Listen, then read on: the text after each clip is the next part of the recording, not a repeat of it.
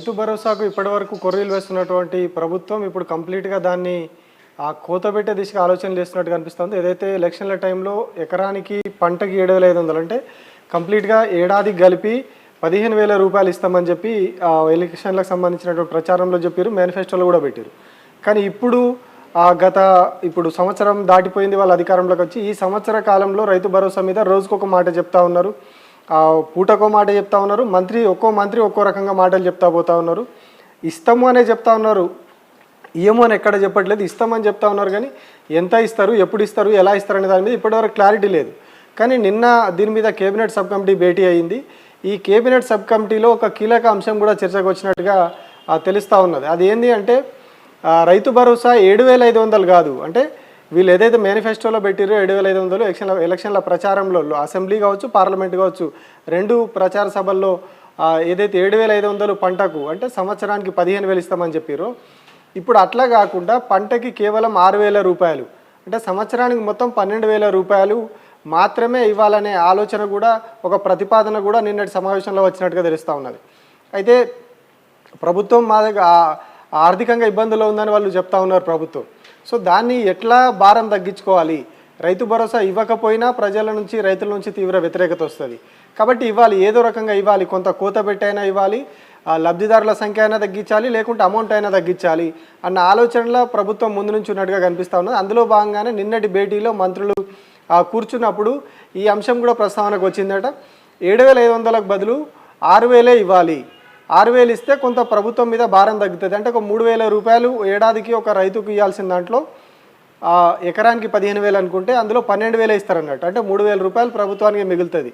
So ఈ రకంగానైనా కొంత ప్రభుత్వానికి ఆర్థిక భారం తగ్గుతుంది, ఆర్థిక ఇబ్బందులు తగ్గుతాయి అనే ఆలోచనలో ఈ ప్రతిపాదన వచ్చినట్టుగా చెప్తా ఉన్నారు. సో మరి ఇది ఎట్లా అంటే ఇంకొక అంశం కూడా వచ్చింది ఇక్కడ, రైతు భరోసా డబ్బులు ఒకేసారి ఇవ్వాలా, అంటే ఏడాదికి మొత్తానికి ఒకేసారి ఇవ్వాలా, లేకపోతే ఏ పంటకి ఆ పంట అప్పుడు ఇవ్వాలా అనేది కూడా నిన్న చర్చించారు వీళ్ళు సమావేశంలో. అంటే ప్రస్తుతం గతం ప్రభుత్వ హయాంలో దాదాపు 11 సార్లు రైతు బంధు డబ్బులు పడినాయి. అవన్నీ కూడా పంట మొదలయ్యే సమయంలో, పంట కాలంలోనే వచ్చేవి, పంట వేసే సమయంలోనే కాస్త అటు ఇటుగా వచ్చేవి. కానీ ఇప్పుడు గత యాసంగిది 2023 యాసంగివి 2024లో వీళ్ళు అధికారంలోకి వచ్చిన తర్వాత మార్చి ఆ టైంలో అప్పుడు వేసిరు వీళ్ళు డబ్బులు. సో ఈ 2024లో ఖరీఫ్ పంటకు సంబంధించి కానీ, వానాకాలం పంట కావచ్చు, ఇప్పుడు యాసంగి పంట కావచ్చు, ఇప్పటివరకు కూడా డబ్బులు రాలేదు. ఇప్పుడు యాసంగి సీజన్ కూడా మొదలైపోయింది, దాదాపు చాలామంది రైతులందరూ కూడా పంటలు కూడా వేసేసారు.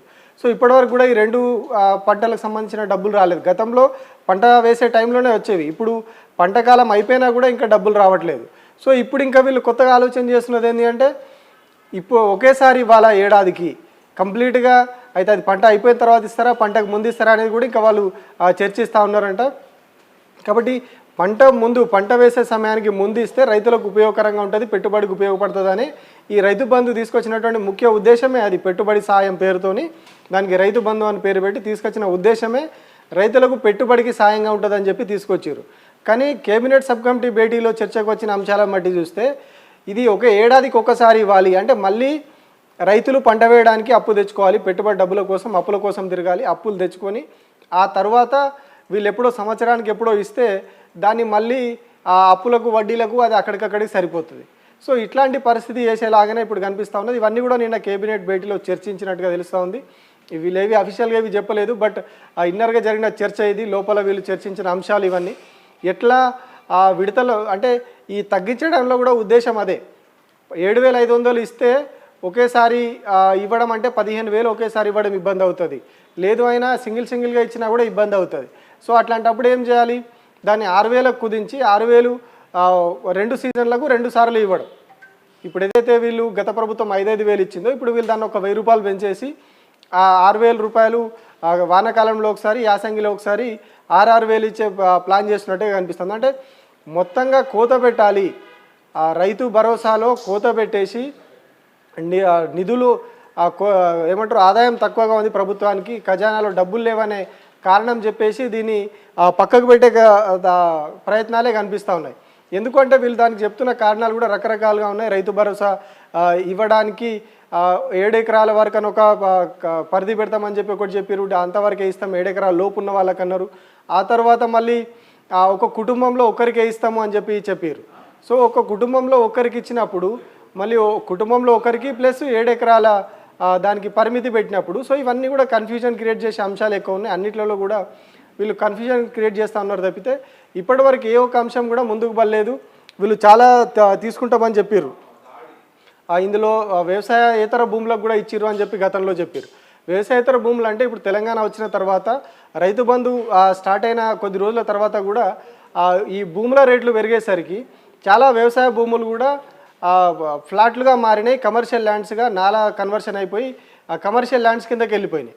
సో ఇవన్నీ కూడా జరుగుతూ ఉన్నాయి కాబట్టి కొంత వ్యవసాయ విస్తీర్ణం జరుగుతూ ఉంది. ఒకవేళ ప్రభుత్వం కోత పెట్టాలనుకుంటే వ్యవసాయేతర భూములు సాగు చేయని భూములకు ఇవ్వద్దు అనుకుంటే ఇట్లాంటివి ఏవైతే ఉన్నాయో వాటిని తొలగించి కొత్త జాబితా ప్రకారం ఇవ్వాలి. కానీ ఇప్పుడు అట్లా కాకుండా ఆ ధరణితో సంబంధం లేకుండా మళ్ళీ ఫిజికల్గా రైతులు వెళ్ళి రైతు భరోసా కావాల్సిన వాళ్ళందరూ వెళ్ళి క్యూలో నిలబడి అప్లికేషన్లు పెట్టుకోవాలి, రైతులందరూ లైన్లో నిలబడాలి అన్న ఆ పరిస్థితికి తీసుకొస్తా ఉన్నారు. ప్రజాపాలన అప్లికేషన్ల పేరుతో అప్పుడు తీసుకున్నారు. అప్పుడు కూడా రైతు భరోసా కావాలా వద్దా, ఎంత వస్తున్నది ఏంది, భూమి వివరాలు కూడా అప్పుడు తీసుకున్నారు.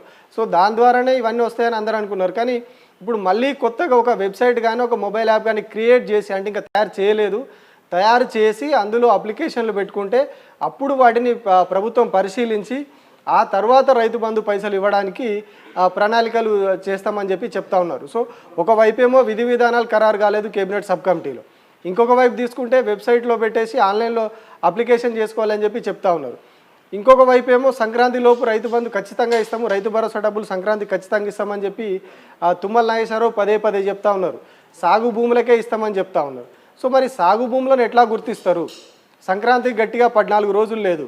ఈ గ్యాప్లో వెబ్సైట్ డిజైన్ ఎట్లా అవుతుంది, యాప్ డిజైన్ ఎట్లా అవుతుంది, ఇవన్నీ అయిన తర్వాత అందులో రైతుల అప్లికేషన్లు ఎప్పుడు పూర్తవుతాయి, ఆ పూర్తయిన తర్వాత ఆ స్క్రూటినీ ఎప్పుడు అవుతుంది, ఈ స్క్రూటినీ అంతా అయిపోయి రైతులకు డబ్బులు ఎప్పుడు చేరుతాయి, ఈ గ్యాప్లో మళ్ళీ ఈ సాగు భూములేవి, సాగులో లేని భూములేవి అనేది ఎట్లా గుర్తించాలి, దాని ప్రాతిపదికన ఏంది, ఇవన్నీ ఏవి కూడా ఇప్పటివరకు ప్రభుత్వం ఒక క్లారిటీకి రాలేదు. ఏ అంశంలో కూడా ఇవన్నీ వాళ్ళు చెప్తున్నాయి, ఏ అంశంలో కూడా ప్రభుత్వం ఒక క్లారిటీకి రాలేదు.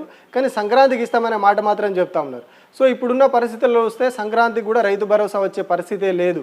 ఒకవేళ వచ్చినా కూడా ఇప్పుడు వీళ్ళు ఏం చెప్తా ఉన్నారు, 6,000 అని చెప్తా ఉన్నారు. సో ఆ 6,000 ఒక సమస్య. ఇప్పుడు ఈ సంక్రాంతికి కూడా వచ్చే అవకాశాలు అయితే ఎట్టి పరిస్థితుల్లో కనిపించట్లేదు. దీన్ని అంతకంతకు వీళ్ళు జటిలం చేసుకుంటా పోతూ ఉన్నారు.